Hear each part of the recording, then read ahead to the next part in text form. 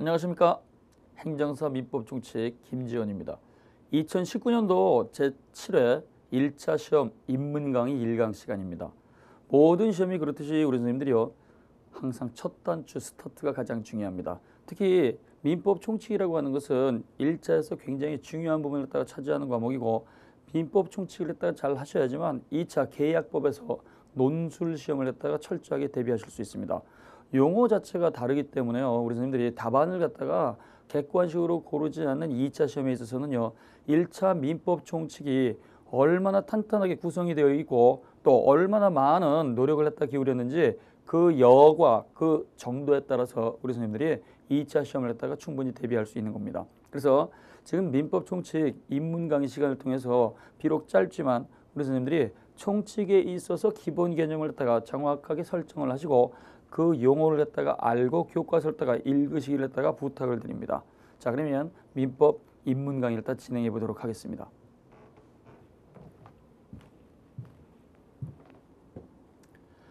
자, 프린트를 갖다가 보시게 되면요, 프린트 1번에 보면 민법의 의의가 나와 있습니다. 우리가 제일 중요한 게 민법을 갖다 공부하게 되면 일단 민법이라고 하는 것이 무엇이냐 이걸 갖다가 알고 계셔야 되겠죠. 그래서 총칙이라고 하는 것은요, 민법에 있어서 공통으로 적용되는 모든 법원칙을 갖다가 전부 다 뽑아 놓은 것을 갖다가 우리는 민법 총칙이라고 하고, 그러면 이때 민법이라고 하는 건 과연 어떤 것을 갖다가 우리가 대상으로 하느냐 요거부터 알아야 되겠죠. 자, 그래서 1번에 보면 민법이라고 하는 것 의가 나와 있습니다. 민법이라고 하는 것은요, 민법이란 일반인들의 생활관계를 규율하는 법입니다. 생활관계를 규율하는 법이라는 얘기죠. 자, 그래서 이 민법이라고 하는 것은요, 일반인을 대상으로 하는 것이기 때문에 특별한 사람을 갖다가 대상으로 하는 것이 아니죠. 자, 그래서 특별한 사람을 갖다가 대상으로 하지 않고 일반인을 대상으로 하는 겁니다. 그래서 민법은 일반인을 대상으로 하기 때문에 일반법으로서의 성질을 갖고 있는 거예요. 일반법으로서. 그럼 여기 일반인이 과연 누구냐 이거죠. 일반인은요, 모든 사람을 말하는 거예요. 모든 사람. 그래서 특별한 사람을 갖다가 제한적으로 적용하는 것이 아니고 모든 사람을 갖다가 대상으로 하는 겁니다. 따라서 여성이든 남성이든 가태어난 아이든 정신질환이 있든 그다음에 고위공직자든 그다음에 대통령이 됐든 외교관이 됐든 대한민국에 있다고 한다면 일단 민법을 갖다가 적용받는 게 원칙이죠. 일본인이 대한민국에 들어와서 관광을 다닌다, 외국인이 들어와서 여행을 다닌다, 그러면 당연히 민법에 적용을 받는 겁니다. 그래서 제한이 없이 모든 사람에 대해서 공통으로 적용되는 것 같다 우리는 일반법 이렇게 부르는 거예요. 그래서 민법은 특별법이 아니고 일반법으로서의 성질을 갖습니다. 일반법이 뭐라고요? 제한이 없이 모든 사람한테 공통으로 적용되는 걸 갖다가 우리는 일반법이라는 말을 쓰는 거예요. 그 다음에 이러한 일반인들의 생활관계를 갖다가 대상으로 하는 거죠. 일반인들의 생활관계는요, 요거는 재산관계라고 하는 게 있고 가족관계라고 하는 게 있습니다. 자, 갑이라고 하는 사람이 있어요. 이 갑이라고 하는 사람이 있으면 이 사람은요, 생활을 갖다 하게 되면 제일 먼저 아침에 눈 뜨게 되면 혼자 살고 있지 않은 이상 당연히 가족이 존재하겠죠. 가족이 있고, 그럼 그 가족들이 그날 어떤 돈을 가지고 어떻게 생활할 것이냐, 돈이 걱정이 되겠죠. 그래서 일반인들의 생활관계는요, 제일 먼저 문제가 되는 것이 눈 뜨면 보이는 가족관계가 있고, 이 가족들이 어떻게 생활할 것이냐, 돈과 관련된 재산관계를 갖다가 대상으로 하는 거죠. 그래서 누구나 똑같이 살아있는 사람이라고 한다면 재산관계하고 가족관계가 매일같이 눈에 보이는 관계가 되는 겁니다. 그러면 이러한 재산관계는 어떤 게 있느냐, 다시 둘로 나누죠. 물건에 대한 지배권이 있습니다. 물건을 갖다가 내 마음대로 쓸 수 있는 걸 갖다 우리는 물권이라고 하고, 특정인 갑이 또 다른 특정인 을에 대해서 일정한 행위를 갖다 요구할 수 있는 게 바로 채권이라고 하는 게 있어요. 자, 그래서 재산관계는 경제적 이익을 대상으로 하는 것이고, 이러한 경제적 이익을 대상으로 하는 것은 물건을 갖다가 내 마음대로 쓸 수 있는 권리 물권이라고 하는 게 있고, 그 다음에요, 특정인 갑이 또 다른 특정인 을에 대해서 일정한 행위를 요구할 수 있는 채권이라고 하는 게 있습니다. 그 다음에요, 가족관계죠. 우리가 가족이라고 하는 게 있다고 한다면 이 가족은 누가 가족이 될 것이냐, 이게 굉장히 중요하죠. 가족은요, 아무나 가족이 되는 게 아니에요. 그래서 반드시 가족 구성원 자격이 부여가 되고, 이러한 가족이 되기 위해서는요, 혼인이라고 하는 관계가 있어야 되겠죠. 그래서 혼인에 의해서 가족 구성원이 결정되는 것다 우리는 친족이라는 말을 쓰는 겁니다. 자, 그래서 혼인에 의해서 가족이 되는 것은 친족이라는 말을 쓰는 것이고요. 그러한 가족 구성원 사이에서 남겨진 재산을 갖다가 누가 받을 것이냐라고 하는 것이 바로 상속이라고 하는 게 있죠. 자, 그래서 가족 구성원이 누구냐, 혼인에 의해서 가족이 결정이 되고 그 가족들 사이에서 재산을 누가 받아갈 것이냐라고 하는 것이 바로 상속에 관한 문제입니다. 자, 그래서 일반인 갑이라고 하는 사람이 있으면 갑은 눈 뜨게 되면 제일 먼저 돈에 관련된 게 문제가 되고 그 다음에 가족에 관련된 게 문제가 되는데요. 이러한 돈과 관련된 재산적 법률 관계에서는요. 물권이라고 하는 게 있고 채권이라고 하는 권리가 있습니다. 그 다음에 가족 구성원은 친족, 상속 이렇게 나누어지죠. 자, 그러면 이러한 재산 관계하고 가족 관계를 따라 공통으로 적용하는 모든 법 원칙을 뽑아놓은 것이 바로 민법 총칙이 되는 거예요. 민법 총칙. 재산 관계와 가족 관계에 있어서 공통으로 적용되는 거죠. 재산 관계, 가족 관계를 따라 누가 할 것이냐, 이게 권리의 주체고요. 무엇을 대상으로 했느냐, 이걸 권리의 객체라고 하고 어떻게 했느냐, 이걸 따르는 법률행위라고 부릅니다. 지금 이러한 용어를 따가 일일이 다 기억할 필요는 없어요. 들어 놓으셔야 돼요. 일단 귀부터 익숙해지셔야지만 나중에 쓸 수 있는 것이지 귀가 열리지 않으면은요. 교과서를 딱 읽었을 때 처음부터 어려움을 느끼게 됩니다. 그러니까 지금 이 내용은요. 우리 선생님들이 자주 듣기 위해서 이걸 갖다가 진행하는 것이기 때문에 자주 들으셔야 돼요. 적어도 3번 이상은 들으셔야 됩니다. 자, 그래서 재산관계하고 가족관계에 공통으로 적용되는 모든 법원칙을 따로 우리는 뭐라고 하느냐? 이걸 민법 총칙이라고 그래요. 그래서 이 민법 총칙을 따로 우리는 1편 이렇게 부릅니다. 1편. 그 다음에요. 요 물권을 갖다가 우리는 2편이라고 부르고 그 다음에 채권은 3편, 친족은 4편, 그 다음에 상속은 5편이 되는 거예요. 그래서 우리 이 민법이라고 하는 것은요. 일반인들의 생활관계를 따라 규율하는 법으로서 재산관계, 가족관계를 따라 규율하는 거죠. 그럼 이때 재산관계, 가족관계를 따라 누가 할 것이냐? 민법 총칙은 권리의 주체를 갖다가 규정하고 있고 그 다음에요. 무엇을 어떻게 했느냐? 권리의 객체를 갖다가 대상을 규정하고 있고 어떻게 했느냐? 법률행위를 갖다가 규정하고 있죠. 그래서 누가 무엇을 어떻게 요걸 민법 총칙이라고 하는 거예요. 그래서 우리는 이 민법 총칙에서 여기서 25문제가 나오죠. 그래서 총칙을 갖다가 우리가 공부하게 되면 이 총칙은요. 나중에 채권 계약법 2차 논술형으로 연결이 되죠. 그래서 총칙을 갖다가 잘 해놓으면 2차 논술이 굉장히 쉽습니다. 근데요. 총칙을 갖다가 막연하게 공부하신 분들은요.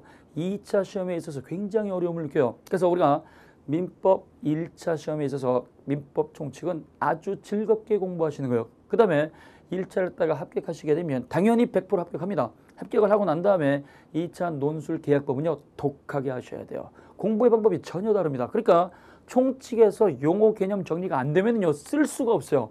그 많은 내용을 갖다가 암기해서 쓴다는 건 불가능하고 민법은 어디까지나 이해 위주로 접근을 하셔야 됩니다. 자, 그래서 일반인들의 생활관계를 갖다 규율하는 법을 갖다가 민법이라고 하고 민법은 크게 5개의 편으로 구별이 되어 있어서 1편부터 5편까지 되어 있고 민법 제1편은 민법 총칙이고 그 다음에 2편부터 5편까지는 물권, 채권, 친족, 상속 이렇게 5개로 규율이 되어 있습니다. 그러면 이러한 민법은요. 우리나라에서 독자적으로 발달시킨 게 아니에요. 우리는요. 일본 놈들한테 지배를 받았어요. 그래서 일본 놈들한테 지배를 받다 보니까 교육이 됐든 법이 됐든 문화가 됐든 모든 걸 깡그리 잃어버렸습니다. 깡그리 잃어버렸기 때문에 이걸 해방이 된 건 참 좋은데 써먹을 법이 없던 거예요. 그래서 법을 수입을 했습니다. 그래서 우리는 법을 갖다가 안타깝지만 수입을 했어요. 수입한 법이다 그러면 너무 창피하니까 개수법이라는 말을 씁니다. 개수법. 이어받은 거죠. 외국에서 수입을 한 법이고요. 이러한 개수법은요. 독일에서 갖고 온 겁니다. 그래서 우리 민법은 독일 민법을 그대로 갖고 왔습니다. 그대로 갖고 왔는데요. 재산관계에는 독일법을 갖다가 적용해 줄 수 있겠지만 가족관계는 독일법을 적용하지 못하기 때문에 이러한 가족관계는요. 오히려 전통성이 강한 거죠. 아무리 독일법을 갖다 수입했다고 하더라도 독일의 가족제도를 갖다 그대로 갖고 오는 것은 불가능한 겁니다. 자, 그래서 우리는 이러한 민법은요. 일반인들의 생활관계에 갖다 규율하는 법이다. 그러면 이러한 민법은 어떠한 성격을 갖느냐? 민법의 성격이죠. 이 민법의 성격은요.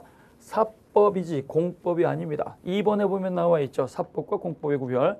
민법은 사법이고 공법이 아닙니다. 그 다음에요. 3번에 보면 민법은 모든 사람을 따라 대상으로 적용하기 때문에 일반법으로서의 성격을 갖고 있는 것이고 특별법이 아닙니다.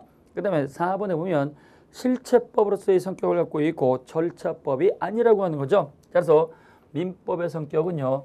사법으로서의 성격을 갖고 있고 사법이지 공법이 아니라고 하는 거예요. 공법이 아니다. 그 다음에요. 일반법으로서 모든 자에게 제한이 없이 적용되는 것이지 특별한 사람한테 적용되는 것이 아니죠. 그래서 민법은 특별법이 아니다. 그 다음에요. 이러한 민법이라고 하는 건요. 당사자 갑과 을 사이에서 어떠한 권리와 의무가 있는지 그 권리와 의무를 갖다가 확인해주는 실체법으로서의 성격을 갖는 거예요. 실체법. 그래서 우리가 실체법 그러면 실체가 뭐냐? 정체를 말하는 거죠. 당신의 실체가 뭡니까? 그러면 당신의 정체가 뭐냐 이거예요. 그래서 우리가 민법을 통해 가지고 당사자 갑과 을 사이에서 권리와 의무를 갖다가 주장하게 되면 그러한 권리와 의무는 어떠한 것이냐라고 하는 거예요. 그래서 권리라고 하는 건 내 걸 말하는 것이고 의무라고 하는 건 남의 걸 말하는 거예요. 내 거, 그 다음에 남의 거. 어떤 것이 내가 주장할 수 있는 것이고 어떤 것이 남에게 이행을 해줘야 되냐. 이러한 권리와 의무를 갖다가 확인해 주는 법이 바로 실체법으로서 민법의 역할이고요. 민법을 통해서 확인된 권리와 의무를 어떻게 실현할 것이냐. 그 실현해 주는 법을 우리는 절차법이라고 하고 민법은 실현해 주는 절차법이 아니라고 하는 거죠. 그래서 우리가요. 갑이라고 하는 사람하고 을이라고 하는 사람이 이렇게 부동산을 갖다가 건물을 갖다가 팔겠습니다, 사겠습니다 해서 매매 계약을 체결하는 경우가 있어요. 그래서 갑이라고 하는 사람이 자기 건물을 갖다가 팔겠다, 매도인. 그 다음에요, 이걸 갖다가 사겠다, 매수인. 이렇게 팔겠다, 사겠다, 청약과 승낙으로서 매매 계약이 체결이 되면 이때 매매 계약을 통해 가지고 매도인 갑은 상대방 을에 대해서 어떠한 권리가 있고 어떠한 의무가 있느냐. 그러면 우리가 부동산을 따가 사고 팔겠다 그러면 돈 주고 사고 파는 매매 계약이 있을 때는요. 매도인의 권리는 뭐예요? 당연히 돈 받을 수 있는 권리가 있죠. 그래서 매도인의 권리라고 하는 것은 이 권리는 대금 지급 청구권이 있습니다. 당신이 사기로 했으니까 돈 주세요. 대금 지급을 갖다가 청구할 수 있는 대금 지급 청구권이죠. 대금 지급 청구권. 그래서 이렇게 대금 지급 청구권이 존재하고 그 다음에요. 여기 의무라고 하는 게 있죠. 여기 의무라고 하는 건요. 이거는 대금을 갖다가 지급받으면 매도인은요. 매수인에게 100% 완벽한 권리를 갖다가 이전해 줄 의무가 있습니다. 그래서 의무는 권리에 대한 권리 이전을 갖다가 해줄 의무가 있죠. 반면에 매수인은요. 대금 지급할 의무가 있는 반면에 대금 지급이 끝났다고 한다면 100% 완벽한 권리를 갖다가 넘겨받을 권리가 존재하는 겁니다. 그래서 이렇게 당사자에서 어떤 권리와 의무가 있는지 요걸 확인해 주는 것이 민법 실체법의 역할이라는 얘기예요. 근데요. 계약금을 갖다가 지급하고 중도금을 갖다가 지급했다. 근데 중도금을 갖다가 지급하고 나서 잔금을 갖다가 제 날짜에 지급하지 못했다 그러면 잔금 지급이 늦어지고 있죠. 늦어지고 있는 걸 갖다 우리는 이행지체라고 하는데요. 이때 이행지체가 있게 되면 그 즉시 해지하는 게 아닙니다. 우리는 계약 유지가 원칙이기 때문에 상당한 기간을 정해서 약속한 날짜에 지급하지 못한 잔금을 갖다가 지급해 주세요라고 잔금 지급을 독촉할 수 있어요. 그래서 잔금 지급을 했다가 독촉을 했는데도 불구하고 잔금 지급을 했다 지급하지 않으면 이때는 해제할 수 있는 권리가 발생하게 됩니다. 그래서 이때 해제할 수 있는 권리가 발생하게 되면 해제를 해버리게 되면 처음부터 계약이 소급해서 없어지기 때문에 당사자가 받은 게 있다고 한다면 되돌려줘야 됩니다. 이때 당사자가 받은 걸 되돌려주는 걸 따르는 해제의 효과로서 원상회복이라는 말을 쓰는데요. 이때 원상회복에 응하지 않는다 그러면 어떻게 돼요? 소송을 해야 되겠죠. 소송은 민사소송법 절차법에 의해서 거죠. 자, 그래서 우리가 지금 보신 것처럼 이러한 민법이라고 하는 것은요. 사법으로서의 성질을 갖고 있고 일반법으로서의 성질을 갖고 있고 그 다음에 실체법으로서의 성질을 갖고 있다. 이건 기본적으로 알고 계셔야 돼요. 그러면 이러한 민법은요. 사법으로서의 성질을 갖고 있고 공법이 아니라는 얘기는 어떻게 구별하느냐라고 하는 거죠. 사법은요. 사적 자치가 허용되는 법을 말하는 거예요. 사적 자치. 그래서 요 민법은 사법으로서 사적 자치가 허용되는 겁니다. 사적 자치가 허용된다는 얘기는요. 내가 원했을 때 자유롭게 한다는 얘기죠. 우리가요. 혼인을 했다는 것도 내가 원해서 하는 겁니다. 국가가 강요하는 것 아닙니다. 그 다음에요. 우리가 물건을 갖다가 지배할 수 있는 권리, 소유권을 행사한다거나 아니면 그것을 갖다가 빌려서 쓴다거나 이런 물건에 대해서 가지는 권리는요. 이것도 내가 마음대로 자유롭게 하는 거죠. 우리 선생님들이 만약에 땅이라고 하는 거, 토지를 갖다 가지고 있다. 내가 토지의 소유자다 그러면 그 토지라고 하는 물건은요. 내가 원하는 대로 쓸 수 있는 거예요. 방치할 수도 있고 경작을 할 수도 있고 거기다가 나무를 갖다가 심어서 식재 가지고 수목을 길러낼 수도 있고 빌려줄 수도 있고 이걸 팔아버릴 수도 있는 거죠. 그래서 이러한 사법이라고 하는 것은 자기가 원하면 하는 것이고 원하지 않으면 안 하는 거죠. 그래서 사적 자치가 실현될 수 있는 가장 대표적인 것이 바로 사법입니다. 그래서 내가 원했을 때 자유롭게 할 수 있는 걸 갖다가 전제로 하는 것이 바로 사법관계예요. 그러나 이 공법이라고 하는 건요. 공법은 사법관계가 적용되지 않습니다. 즉 사적 자치가 적용되지 않고요. 그래서 공법이라고 하는 것은요. 내가 원하는 대로 내 마음대로 하는 게 아니고 이것은 사적 자치 자체가 허용되지 않습니다. 그래서 사적 자치가 허용되는 거니까 이것은 수평관계, 대등한 관계에서 규율하는 거죠. 대등한 관계. 자, 그래서 뭐뭐해도 좋겠습니까? 네, 뭐뭐하세요. 이렇게 주고받는 게 원칙이에요. 그러나 이러한 공법은 사적 자치가 허용되지 않기 때문에 이거는 수직관계가 적용되는 거예요. 수직관계. 가장 대표적인 수직관계가 뭐냐? 국가와 국민의 관계입니다. 자, 그래서 이 국가가 우월적 지위에서 일반 국민에 대해서 세금을 갖다 받을 수 있는 납세 의무, 그 다음에 근로를 할 의무, 국방의 의무, 교육을 받을 의무, 여러 가지 국민의 4대 의무가 있죠. 그러면 세금을 갖다 우리가 예를 들게 되면 세금을 갖다가 국가에서 이렇게 부과해서 세금을 갖다가 걷어가게 되면 나는 내가 원하는 만큼 돈을 갖다가 못 벌었으니까 나는 세금을 갖다 못 내겠습니다. 이렇게 거부할 수 있는 이거 아니란 얘기예요. 그래서 우리가 이 공법 관계는요. 우월적 지위에서 수직 관계가 되고 여기에서는 복종을 전제로 하기 때문에 공법 관계는 사적 자치가 허용되지 않지만 사법 관계는 사적 자치가 허용되기 때문에 내가 원했을 때 물건도 내 맘대로 쓰고 계약도 내가 원했을 때 체결하는 것이고 그 다음에 혼인도 내가 원했을 때 한다는 거 이걸 비교하셔야 돼요. 그래서 민법은 사적 자치를 실현해 주기 때문에 가장 대표적인 수평 관계를 규율하는 것이다.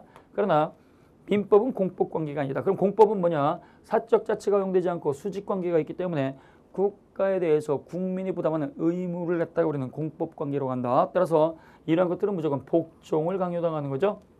그 다음에 민법은 특별법이 아니라 그랬어요. 특별법. 특별법은 뭐냐? 모든 사람에 대해서 적용되는 게 아니에요. 모든 사람한테 적용되는 게 아니고 이거는 제한이 존재합니다. 그래서 특별한 사람만을 갖다가 대상으로 하는 거야. 특별한 사람. 그래서 이거는 모든 사람이 아니고 특별한 사람만 갖다가 대상으로 하고 제한이 존재하는 거죠. 그러면 이러한 사법 가운데서 사적 자치가 허용되는 건요.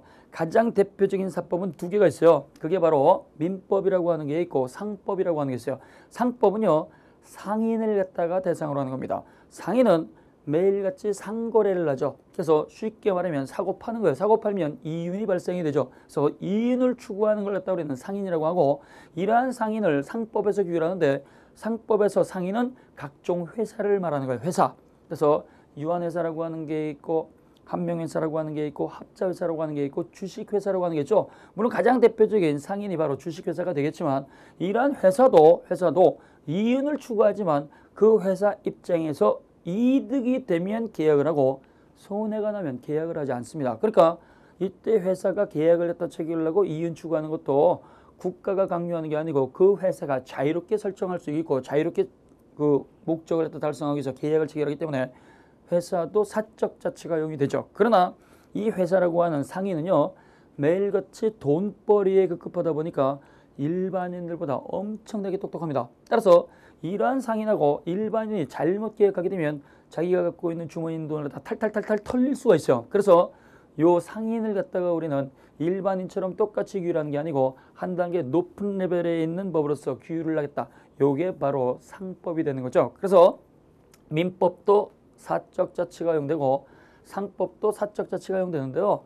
이때 민법은 모든 사람을 갖다가 대상을 하지만 상법은 요거는 특별법으로서 상인만을 갖다가 대상으로 해요. 상인만을. 그래서 일반법하고 특별법이 충돌하게 되면 우리는 힘센 법인 특별법 우선의 원칙이 적용되기 때문에 이때는 일반법은 아예 처음부터 적용하지 않습니다. 자, 그래서 갑과 을이라고 한 사람이 계약을 체결을 했는데 그 계약에 문제가 생겨서 법원의 판사가 써먹을 수 있는 법을 갖다가 찾아보니까 민법 전에도 조문이 있다. 상법 전에도 조문이 있다. 그러면 이때 법의 개수만큼 소송을 하는 게 아니고요.